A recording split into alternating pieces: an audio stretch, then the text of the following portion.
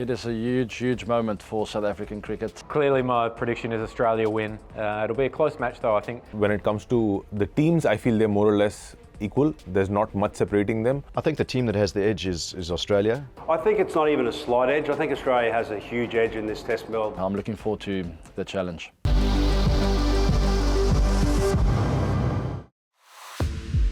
Hello and welcome to Gameplan as we build up to the mega 2023-25 WTC Final. We'll get you all the in-depth analysis of both teams ahead of this massive match.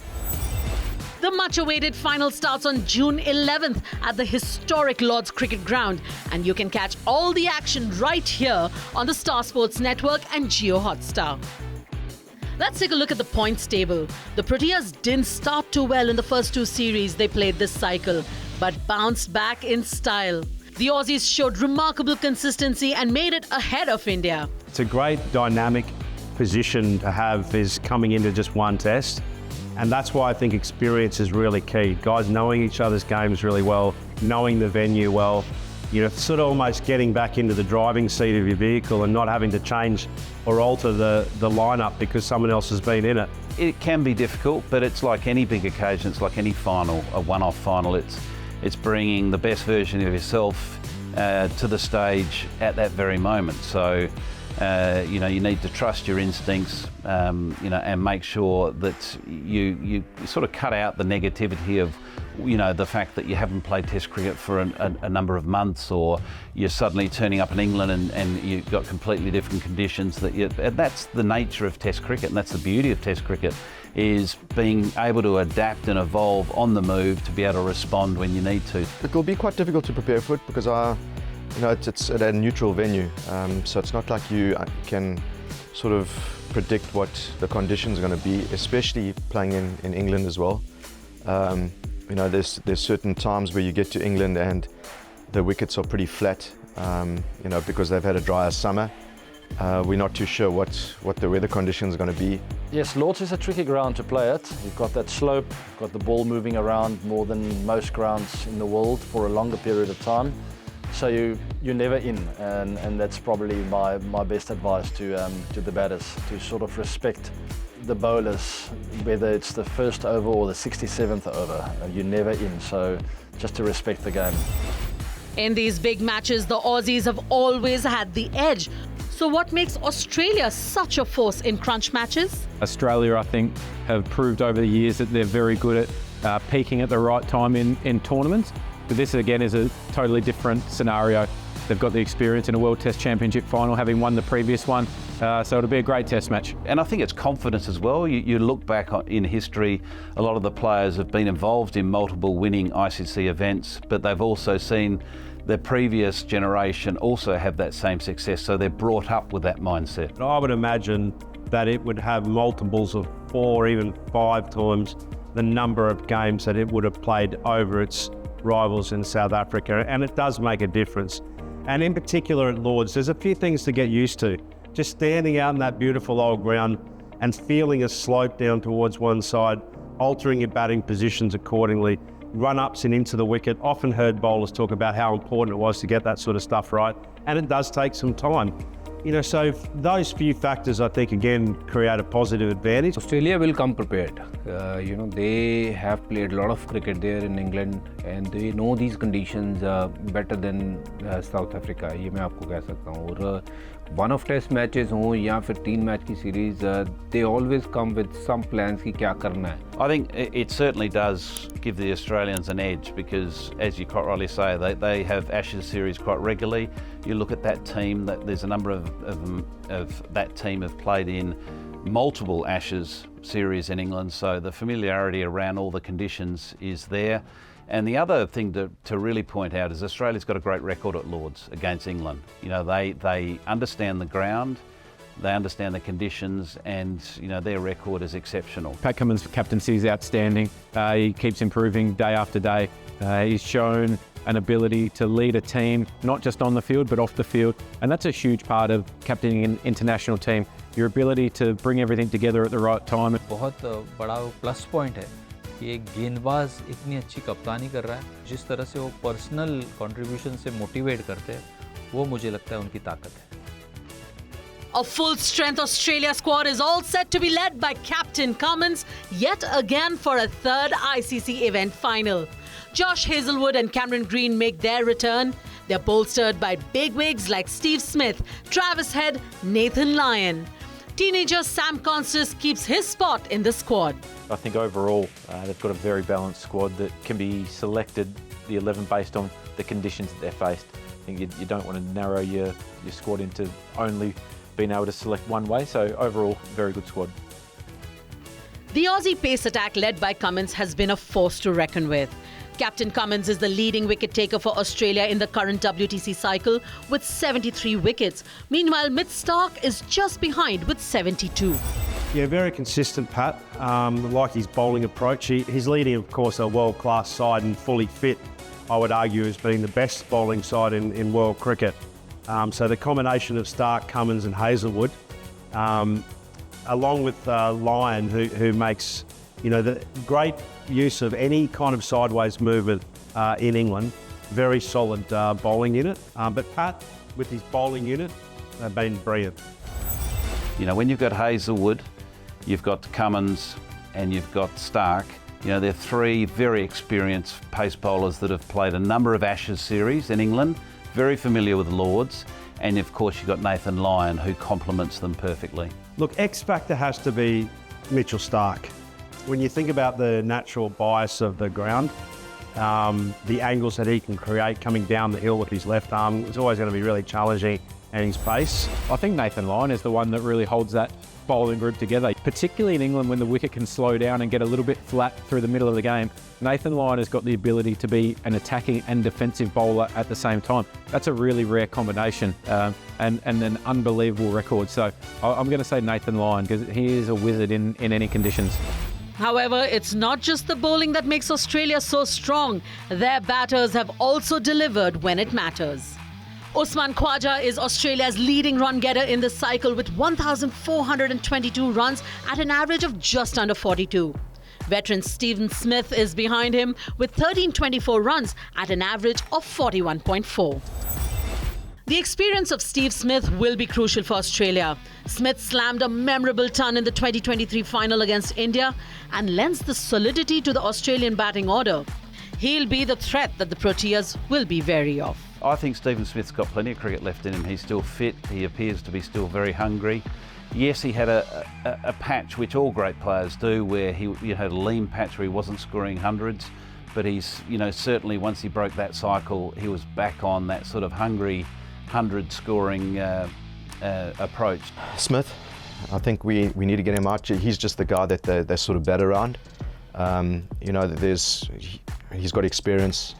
If he gets going, he can get a big score as well. I just think that the whole batting lineup sort of revolves around him. But if Smith is not there, then it's a different ballgame. I think Travis Head's not someone that would concern himself whether he's averaging 35 or 55. His approach will be exactly the same. You can guarantee that he'll step up in a big occasion because he's done it historically. Not only in Test cricket, he's done it in 50-over cricket. Big matches, big occasions, Travis Head is always there and arrives. He's shown in a couple of finals now, the World Test Championship final and the 50-over World Cup final, his ability to take the game away from an opposition so quick. So as an opposition, they're the type of players that you're fearful of. He can just turn a game as quick as anyone. I think Travis Head, you can't technically see numbers per se. It's going to be his impact. We saw what he's done in the WTC final the last time when they faced up against India. I still think that Travis Head is a massive threat, especially if they lose early wickets. I feel Travis Head numbers are out of the question when it comes to a big final. He's still a big force to reckon with. I think Usman Khawaja will be opening the batting with Marnus Labuschagne. I expect that he'll just slide up one and Cameron Green will slide in at number 3 to keep the middle order of Smith, Head, Webster and Carey all the same throughout that period as well. It's not a huge change, I don't think, going from number 3 to open the batting for Marnus. The fact that they've played, a handful of games less than, Australia or any other team for that matter, I don't think it's that relevant. I think, South Africa would just need to make sure They bring their best version of themselves. They're all fit. They've certainly got the talent to, create a big headache and a great spectacle at Lords. Both teams or both three sets of players are coming from a lot of white ball cricket. To adjust to the red ball, to adjust to the conditions in England at Lords will be a challenge. So getting there early, trying to get their eye in, getting into the mould of Test cricket, that will be the challenge. The number of Test matches don't matter. The Proteas have a checkered history in the big knockout clashes. They have always fallen short, especially against the Aussies. But that was white ball cricket. Can they change things in red ball cricket, or will the pressure get to them? Yes, there will be pressure. It's a trophy, and everyone knows that we haven't won a trophy. I do think, though, that there are quite a few players who have been involved in the final that we did get to in a T20, and also played in a couple of semi-finals. I think you've got to understand that this South African group is not a group that's just been playing together for the last year. They've actually been playing together for quite some time now. So this is all a part of their journey. They would want to be in this situation. They would want to feel pressurized like this at this particular point of their careers. For a lot of them, this is the last hope of maybe getting a trophy. So I think that they're ready for it. I think just play the big moments well. In all finals, in all knockout games, there are big moments. It doesn't always come down to a team effort. It's sometimes an individual who gets confronted with a certain moment. Sometimes it's 2 balls or 3 balls. Just to sort of identify those moments and play to the best of our ability. It's about how they apply themselves in a big pressure final. That's what I'll be willing to see. I think they're extremely talented. I would think that it's going to be a challenge of the mindset and playing in England against an experienced Aussie attack. It's a well-balanced team. I am quietly confident because we go there with quite a lot of players in form. A lot of players with big hearts that have got something to prove on the big stage. For a lot of these players, it will be the first match at Lords, and hopefully they will settle in. Skipper Temba Bavuma will aim to lead South Africa to that much-awaited title, and his captaincy has been inspirational. He's a big character in the dressing room, and I think that not only him, but there's a leadership group around him as well. I think it's very important that all of them are working towards the same sort of narrative. I've got no doubt that they will. Temba, technically, he's worked really hard in his game, and he's quite sound at the moment. He's batting in a position where there's an expectation of runs and big runs at that as well. So I'm sure he'll be up for it as well. I mean, carrying the weight of a nation, an expectation from the nation as well that we need a trophy in the cabinet. I'm very impressed, a relatively inexperienced side, a lot of away games as well. So a combination of a few challenges that he had to overcome as captain, but I think he led very well from the front. He led by example. He's a very calm and composed campaigner, so those things all bode well for him. Temba Bavuma has been a key batter for South Africa in this cycle, although the others have also chipped in. David Bedingham is the top scorer for the Proteas in this cycle with 645 runs at an average of just under 34. Bavuma stands second on the list with 609 at a terrific average of nearly 61. Aiden Markram and Tristan Stubbs have also played some crucial knocks.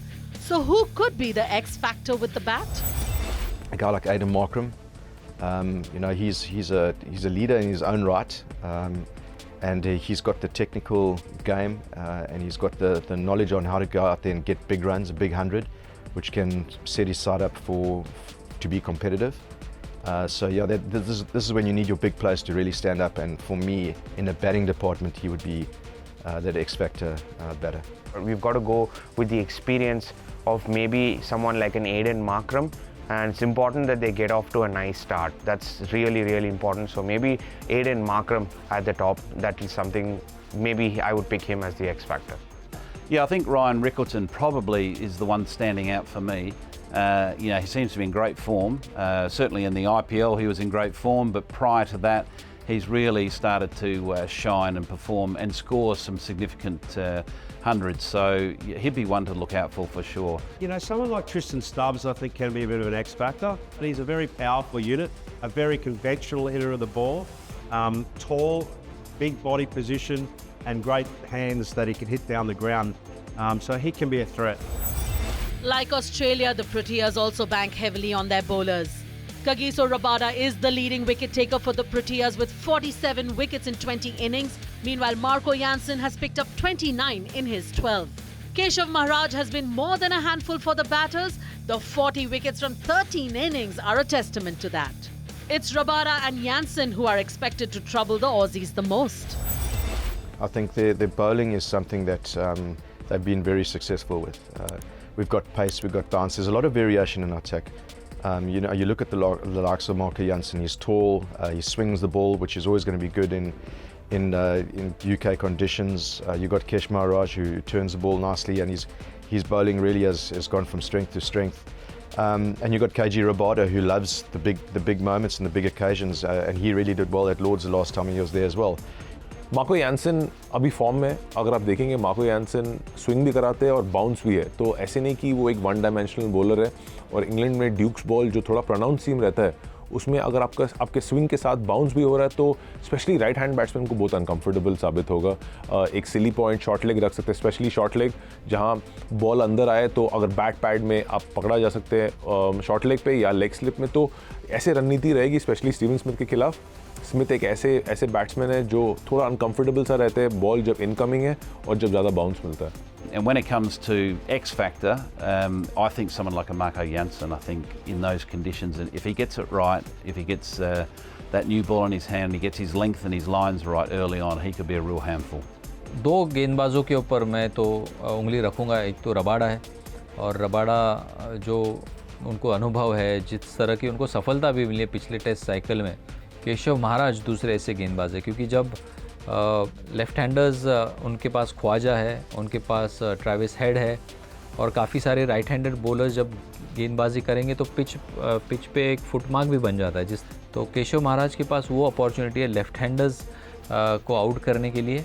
तो ये दो गेंदबाज है जो कठिनाइयाँ पेश कर सकते हैं ऑस्ट्रेलिया के लिए। If South Africa's form is anything to go by, they have this well in the bag. Their historical rivalry with Australia over the last 5 tests has been even Stevens.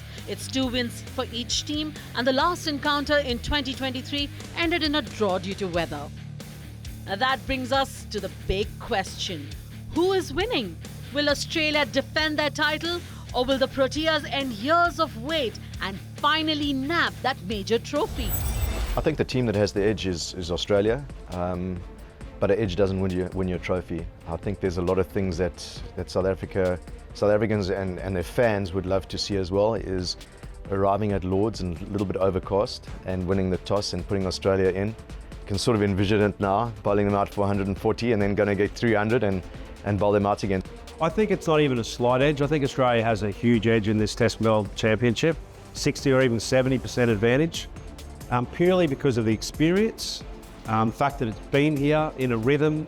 It's got a team that's been very consistent over a long period of time, and really it's earned its way to being number one in Test match cricket and having this title. So I think it has got a big advantage.